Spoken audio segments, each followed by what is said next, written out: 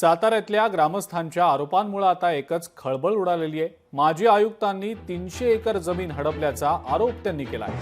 परळी खोऱ्यातील जांभे गावातली ही घटना आहे। शरद पवारांच्या राष्ट्रवादीचे नेते आणि माजी आयुक्त प्रभाकर देशमुख यांनी महसूल विभागाला हाताशी धरून ही जमीन हडपल्याचा आरोप करण्यात आलाय।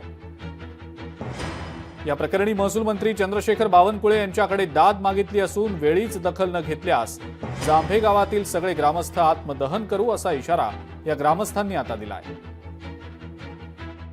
मार्का कोटनं ती जमीन देशमुख साहेबांनी हडप केलेली आहे। प्रभाकर देशमुख ते त्यावेळेला आयुक्त होते, आयुक्त होते बरं का। त्यांनी ती आज त्यांच्या नावावर हडप केली। ती आता 15 दिवस होऊन आम्हाला दमदाटी आमच्या गावात येऊन करतात। पोलीस कंप्लेंट बी आमच्यावर करतात आणि आमच्या साडे जाऊन तिथे बी कालच्याला कंप्लेंट आमच्यावर करतात। आज रोजी पोलीस स्टेशनला आमची कंप्लेंट आहे।